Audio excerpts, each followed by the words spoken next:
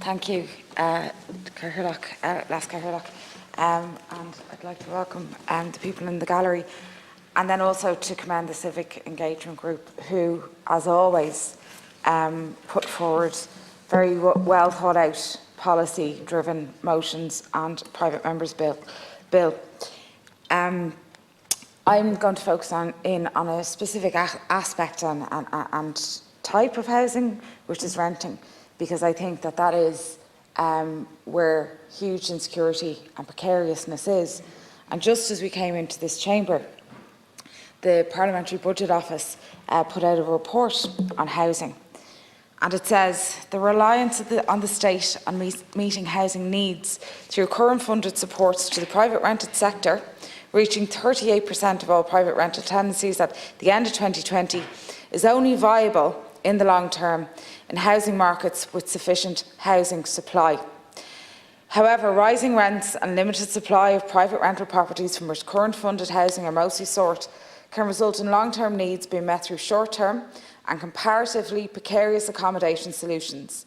These household social housing needs are increasingly hard to meet from the private market with the combination of limited supply or new additional units and rising rental costs within the sector. It's the one bit that I had from my phone because my phone is exploding at the moment. And I think that actually gets to the heart of the problem and the issue in the housing sector. And I think it particularly feeds in well to the motion from the Civic Engagement Group, because what they're essentially saying is advocating is that they want to see a shift in how housing policy is run in this country.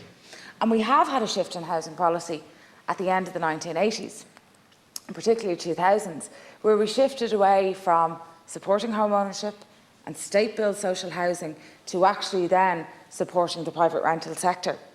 And then when we had the financial collapse and our construction sector dried up and supply dried up, that ticking over, so to speak, of social housing supports being in the private rented sector and the fallacy of that and the danger of that and the risks associated with that are now coming home to the roost 10 years on and 10 years later.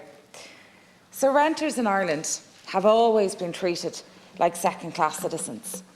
And that is the long of the short of it. And everything that this motion seeks to note is fact. It is fact in that the cost of renting in this country has gone out of the reach of the ordinary person. In Dublin, it is over €2,000. Every single county in this country has seen rental increases, which has broken the Consumer Price Index and the old 4% RPZs. Some counties are seeing double-digit increases. Some counties are seeing increases of up to 20% in 1 year on the cost of renting. Now, I'm a mortgage holder. If I had at the very base level, which is 2% of an increase every year on my mortgage, you would soon be hearing about it from mortgage holders. Yet this is taken as something that's normal, that happens to renters. And you can't possibly have something like a rent freeze because you're going to take up supply and you're going to stop supply. Whereas the reality is a short-term, well-targeted rent increase is something that we can do from a state perspective. And it is a real intervention that we can make, not just to stop rent increases, but at this stage we need rents to fall. That's where we're at. We need rents to fall. In order for renting to be affordable, in Dublin, I'm just going to use the example of Dublin, you have to have a net household income of €6,000 per month, be that through one person or two people. Now that is out of the reach of many, many people. It is a fact that the increase in the cost of renting has led to an increase in evictions and an increase in homelessness. And rental precariousness is the single greatest driver of family and childhood homelessness in this country.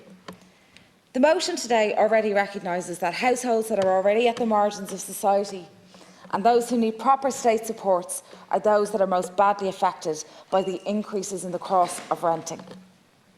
It cannot be overstated that this effect will have on already exacerbating inequality. And by failing to tackle the cost of renting, we are failing to ensure that all people in this country have access to a home, and only widen these gaps in our society. Ireland deserves to have true equality, and central to that is economic and housing equality. Because you cannot do well in school if you don't have access to somewhere secure to sleep and somewhere secure to study. And you cannot go to work and get a job if you don't have access to somewhere to wash your clothes and somewhere to be able to sleep and rest in order for you to be able to do that. And housing insecurity and housing inequality has an effect and a knock-on effect in all other levels of inequality. I'm running out of time, Chair. I have about 2 more pages to go. But first of all, I want to thank the CNEG group for their motion put down. And the central thing is that we need a shift in how we think about housing. It is about shelter, it is about a home, it is not about it being a commodity. Oh my God.